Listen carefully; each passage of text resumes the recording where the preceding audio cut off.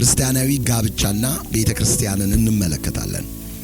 ክርስቲያናዊ ጋብቻ ምን ማለት ነው? ይህን ስንመለከተው ምሳሌነት ያለው የሁለት ተቃራኒ ጾታዎች ጥምረት ማለት ነው። ክርስቲያናዊ ጋብቻ ማለት ምሳሌነት ያለው ለሌላው ትክክለኛ ምሳሌ የሚሆን የሁለት ተጋቢዎች ጥምረት ምን ይባላል? ክርስቲያናዊ ጋብቻ ይባላል። ስለዚህ ይህ ጋብቻ በኤፌሶን ምዕራፍ 5 ቁጥር 32 ላይ በግልጥና በማያሻማ መልኩ ተገልጦ እናያለን።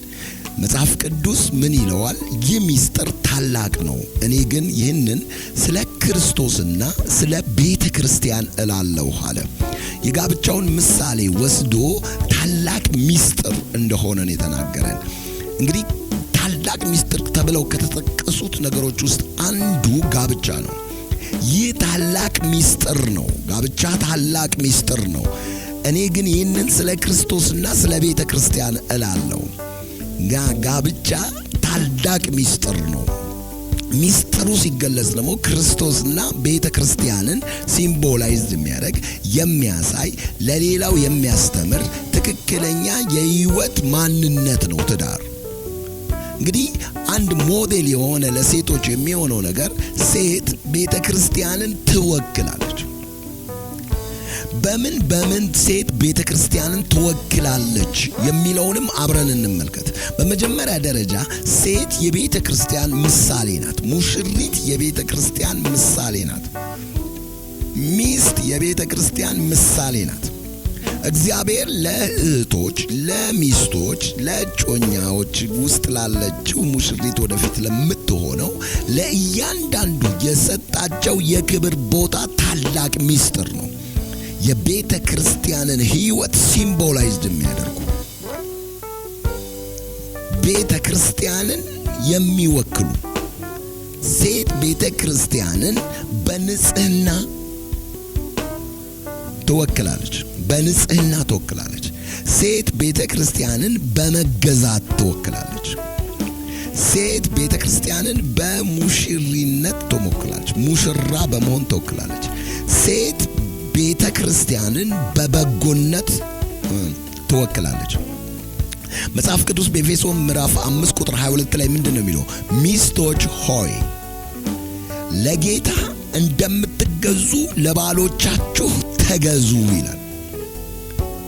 ሞስት ኦፍ ዘ ታይም ባል የመገዛት ችግር የለበትም። በመገዛት የሚፈተንበት መፈተንም የለውም። ባለመገዛት ማለት ነው። ሚስቶች ግን እዚህ ጋር መልእክት ተላልፎላቸዋል። ከተላለፈላቸው መልእክት ውስጥ በኤፌሶን 5:22 ላይ ለጌታ እንደምትገዙ ለባሎቻችሁ ተገዙ ይላል። ለጌታ የመገዛት ሚስጥር ከባል ጋር ያገናኘበት ሚስጥር ምንድነው ብለን ብንጠይቅ ከልብ ቅንነት፣ ከእውነት፣ ከአክብሮት፣ ከመታዘዝና ቅድሚያ ከመስጠት ጋራ ትገዛ ለማለት ነው። ብዙውን ጊዜ ሴቶች ቅድሚያ በመስጠት ለባሎቻቸው መገዛት ሽንፈት ስለሚመስላቸው ነው። ቅድሚያ በመስጠት ለባሎቻቸው መገዛት ባርነት ስለሚመስላቸው ነው። ለጌታ እንደምትገዙ ለባሎቻችሁ ተገዙ የሚለውን ቃል ስትመለከቱት ግን ለጌታ የሚገዛ ህይወት ለባል እንደሚገዛ ሲናገረው በእግዚአብሔር ዘንድ ሽንገላና በእግዚአብሔር ዘንድ አመፀኝነት የለም። ምክንያቱም በእግዚአብሔር ላይ ይህንን ሴቶች አያደርጉም። ይሄ ቆንጆ ኳሊቲያችሁ ነው።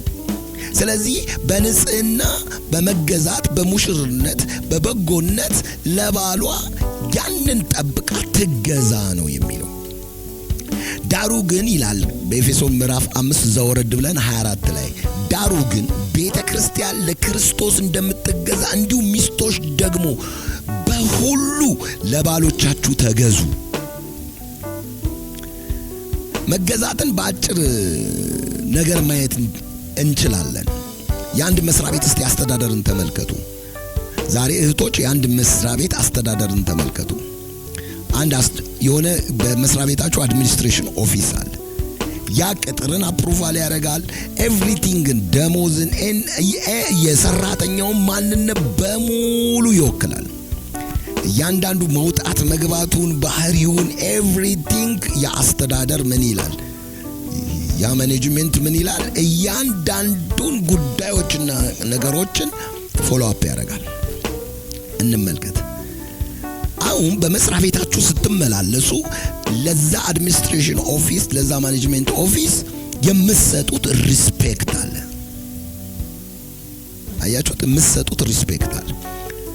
ያንን የአስተዳደር ኦፊስ ምን አታረጉም? ኔግሌክት ወይንም ንቃችሁ ቸል አትሉትም ወይ አትሉትም። ማንም ሰው ይሄንን አይለው። ይሄንን ኦፖዝ የሚያደርግ የለም። ባወጣው ህግ ይገዛል፣ ስርዓትና መንገድ ይሄዳል። በትክክለኛ መንገዱ ያንን የመስሪያ ቤትን ህግና ደንብ እየተከተለ የአንድ ሎ ኤንድ ሬጉሌሽን ይኖረዋል። መስሪያ ቤት በዛ አቅጣጫ ቀጥ ብሎ መሄድ ይችላል። ካኑ ኢማጂን እንደዚሁ ብዙ ጊዜ የሚፈርሱ ትዳሮች ተመልከቶቻቸው። ሴቶች ለባሎቻቸው ይሄንን ያህል መገዛት የመስሪያ ቤታቸውን ያህል መገዛት ስለሚያቅታቸው ነው የትዳር ጥል የሚመጣው፣ መፍረስ የሚመጣው፣ መበጣበጥ የሚመጣው። እስቲ በመስሪያ ቤታችሁ ይሄን ታደርጋላችሁ? የመስሪያ ቤታችሁን አለቃ ትሰድባላችሁ? የመስሪያ ቤታችሁን አለቃ ሽንታችሁን ገትራችሁ ትከራከራላችሁ? የመስሪያ ቤታችሁን አለቃ ቢሮ ገብታችሁ ታዋርቁበታላችሁ? የመስሪያ ቤታችሁን አለቃ በጣም በልዩ ልዩ ቃላቶች ትገዳደሩታላችሁ? አታደርጉትም። ለምን ቤታችሁ ውስጥ ይሄንን አታደርጉም? ይሄን ካደረጋችሁ በቤታችሁ ውስጥ ሰላም ነው። ስለ መገዛት ስለምንናገር እዚህ ጋር አጥብቀንና በዚያ ጉዳይ ላይ አድምተን መናገር አለብን። ምክንያቱም ተገዙ ስለሚል፣ ሚስቶች ለጌታ እንደምትገዙ ለባሎቻችሁ ተገዙ ስለሚል። ዳሩ ግን ቤተ ክርስቲያን ለክርስቶስ እንደምትገዛ እንዲሁ ሚስቶች ደግሞ ለባሎቻችሁ ተገዙ። እንግዲህ ቀጥታ ከማኔጅመንቱ ወጥተን ከዛ ከማኔጅመንት ኦፊስ ወጥተን ዳይሬክትሊ ወደ ስንመጣ ወደ ቤተ ክርስቲያን ስንመጣ ቤተ ክርስቲያን ትገዛለች። ለማ ትገዛለች? ለክርስቶስ ትገዛለች።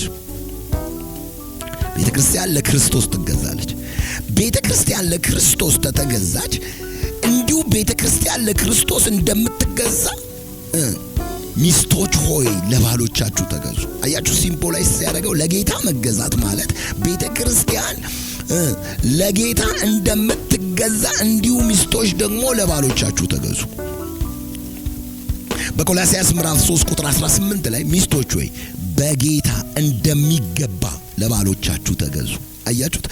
ይሄ ተገዙ የሚለው ቃል ከእግዚአብሔር ዘንድ ስለ እናንተ ተመጣ። የእግዚአብሔር ሐሳብ በእናንተ ውስጥ በከፍተኛ ሁኔታ በበረከት ይመጣል። በቲቶ ምዕራፍ 2 ቁጥር 4 እና 5 ላይ ይህንኑ በተደጋጋሚ እንመልከተው። ምን ይላል? ቆነጃጅት የእግዚአብሔር ቃል እንዳይሰደብ ባሎቻቸውን የሚወዱ፣ የሚጠሉ ሳይሆን የሚወዱ፣ እንደገናስ ልጆቻቸውን የሚወዱ፣ ባሎቻቸውን የሚወዱ፣ ልጆቻቸውን የሚወዱ። አሁንም በልጅ ላይ ፍቅርን የሚያሳዩ ጥላቻን ሳይሆን፣ ቁጣን ሳይሆን፣ መራርነትን፣ ንዴትን ሳይሆን የሚወዱ፣ ራሳቸውን የሚገዙ። እንግዲህ ራስ መግዛትን ስንመለከተው ሲምፕሊ ራስን በመግዛት ታሪክ ውስጥ አንድን ትልቅ ነገር እንመልከት። የህይወት ማንነትን ለጌታ አሳልፎ የሚሰጥ ማንነት ያለው ማለት። ራሳቸውን የማይገዙ ብዙ ሰዎች ስትመለከቱ በማይረባና ክፉ በሆነ ህይወት ውስጥ ይገዛሉ ወይም ይጋለጣሉ። እላይ ለጌታ እንደምትገዙ ነው፣ ለባሎቻችሁ ተገዙ ነው። እዚህ ጋር ደግሞ ስትመጡ ራሳቸውን የሚገዙ ልከኛ የሆኑ ሰዎች ይሁኑ። ራስን ባለመግዛት ጠላት እንዳይፈትናቸው ማለት ነው። ራሳቸውን የሚገዙ ይሁኑ። ሌላስ ንጹሆች ይሁኑ። ንጽህናንም አብሮ ከዚህ ጋር የወሰደበት ምክንያት ምንድነው? በላይ በንጽህና ምሳሌ ቅድም እንዳየነው በመገዛት ምሳሌ፣ በሙሽርነት ምሳሌ፣ በበጎነት ምሳሌ